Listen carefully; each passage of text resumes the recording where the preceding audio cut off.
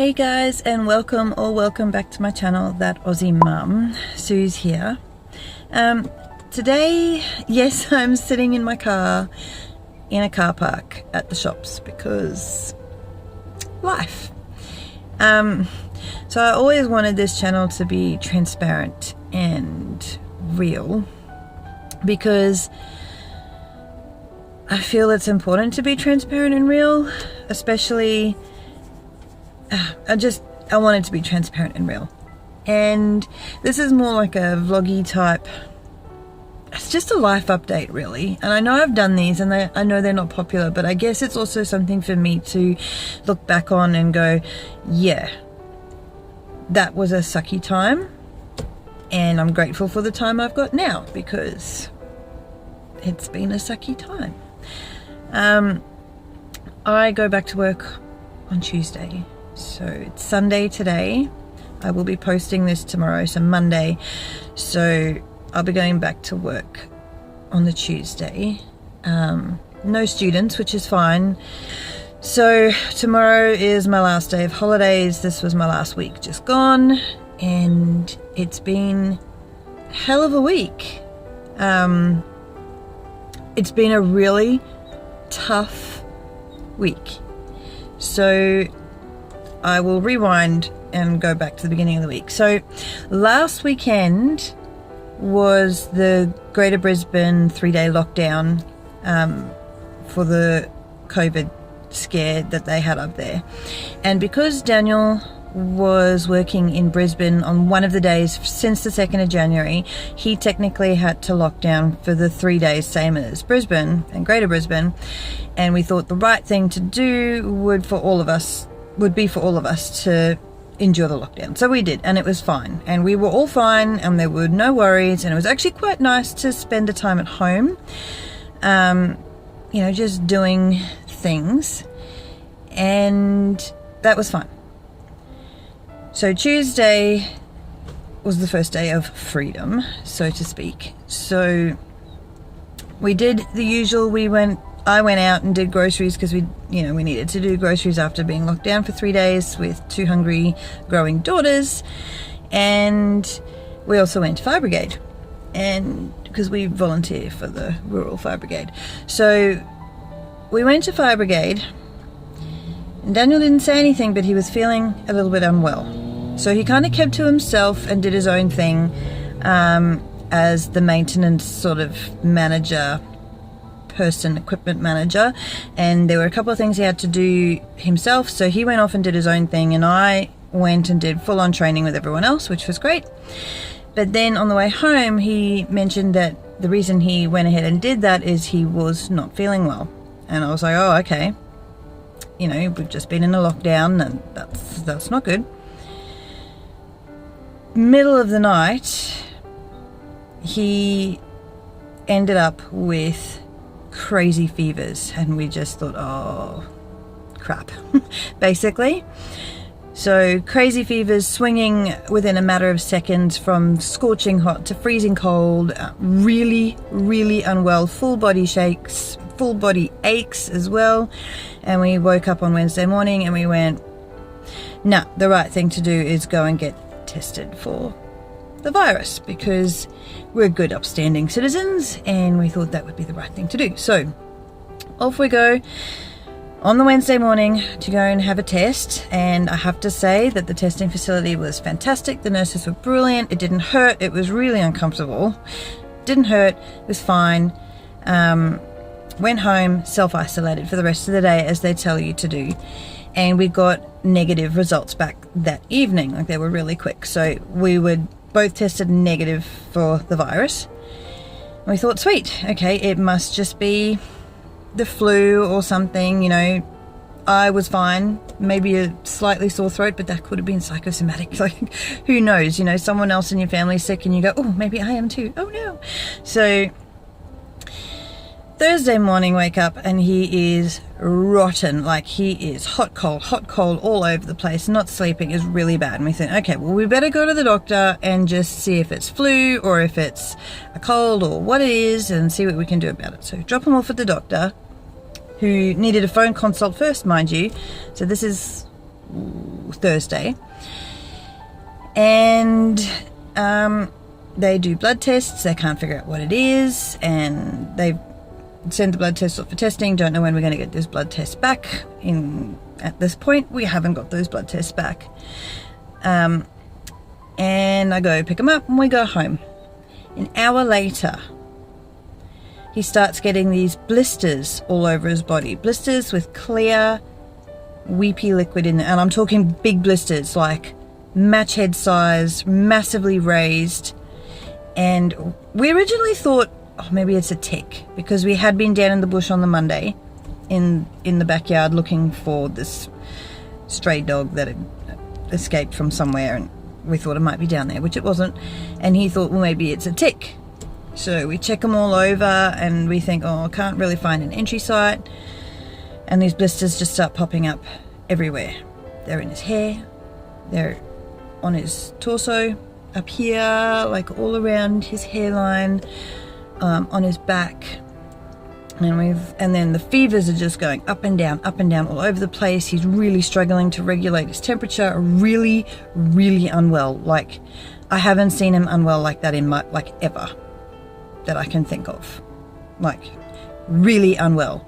It's really scary when this happens. So we decide, okay, we'll take him. We rang 13 Health, and they said, no, you need to go to the emergency department at your local hospital. So, okay. So knowing about the time, that it is with all the virus stuff, I thought, no, I will drop him off. They won't let me in with him anyway. They don't want, people who are unwell to be there. So I thought, I'll drop him off and I'll go shopping while I wait. Sort of 3-4 hours later, he's still sitting there.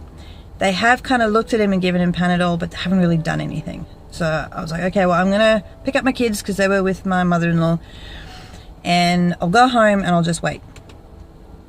7 hours later, with his crazy fevers, his aching everywhere, the welts and blisters just popping up, like you can watch them grow on him, like watch them pop up.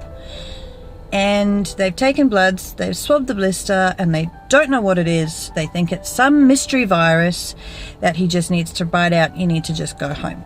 And on the letter, they were saying it was herpes, and we're like, this is not herpes, because, well, it couldn't be, like, it literally couldn't be herpes for all the many reasons. And a full body herpes, it just doesn't make sense. So we went home, tried to manage it. So this is still... When was this? This was Thursday. Friday, he just sat at home, and I managed to put calamine lotion on it because I was like, well, at least that'll stop the itching, because it was starting to itch like crazy itchy. And I'm sitting there thinking, I think it's chickenpox, but I can't be certain. Like, it still could be a tick thing. I don't know. Couldn't find a tick. So, you've got to keep your options open. So we get through Friday. He's okay. He's just still struggling, but we're managing it. Friday night, 1 a.m, I wake up and he is on the bathroom floor, convulsing and shivering and struggling to breathe. And when your husband does something like that, and he's usually really reasonable and very level-headed, and he's just absolutely lost it on the bathroom floor, something is very wrong. So I rang 000, and that was about 1 a.m. The ambulance got out at about 4. We waited about 3 hours. 4 a.m. the ambulance came out. They were ringing us to see how the situation was, because once he calmed down, because it ended up being a cold-induced panic attack from all his fevers and stuff, the ambulance finally came out and he calmed down enough to be reasonable. And they took one look at him and they were like, mate, you got chickenpox. Freaking chickenpox. Adult chickenpox. And we thought about it. He didn't have chickenpox as a kid. Back when we were kids, they didn't vaccinate against chickenpox. I've had chickenpox. My kids are vaccinated against chickenpox.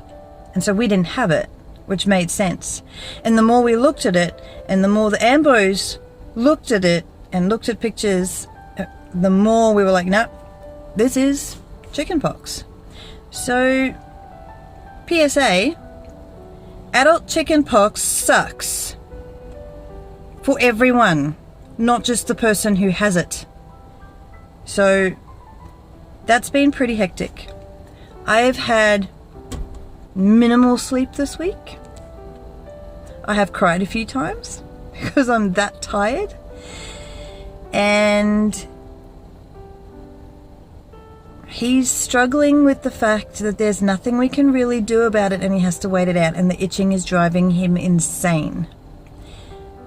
We have done calamine lotion, we have done anamine lotion, we have done pine tarsal, which, if you don't know what pine tarsal is, it's a fluoro yellow fluid made from pine tar. And it stinks. My whole house stinks like pine tarsal. I stink like pine tarsal from applying it onto him where he can't reach. And these blisters just keep popping up. He's absolutely covered. His eyelids are covered. Like, I'm talking, it's everywhere. I mean, everywhere. The poor bugger is just a mess. And it is honestly terrifying to see him like that. And I know it's just chickenpox, but adult chickenpox is much more severe and can be really bad. And he's really struggling with the fact that there's nothing more that we can do. He's struggling with the fact that the doctors won't give him an answer because there is no answer about what you can do. And like, he's on 2 different antihistamines. One doctor's saying take Nurofen, another doctor's saying don't take Nurofen. The fact that the hospital didn't just say, oh, it's chickenpox. Like, how hard is it to figure out that it's chickenpox? Like, the hospital was pretty much useless. The doctors have been useless. And I think the most help I've managed to get is from ladies from the pharmacy whose kids had chickenpox. You know, from his mum and my mum. Like, even though her kids never had chickenpox. You know, so it's been a tough week. And I am so exhausted, and I know he is too. And I think the hardest thing is seeing him suffering the way that he is and not being able to do the things that he can do, and the frustration. His frustration is off the charts, which of course affects everybody. I'm tired and I have to go back to work on Tuesday, and I'm really tired.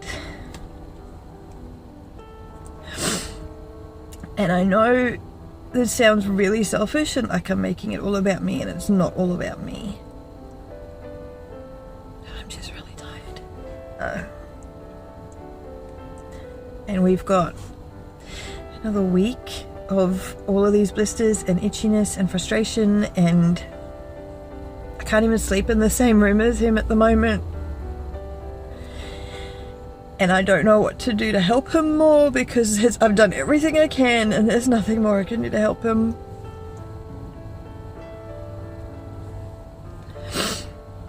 And I know there are worse things in the world to have than chickenpox, and I get that. And I know he's not going to die from the chickenpox, but I think being so tired is, you know, just does stuff to you a little bit. So yeah.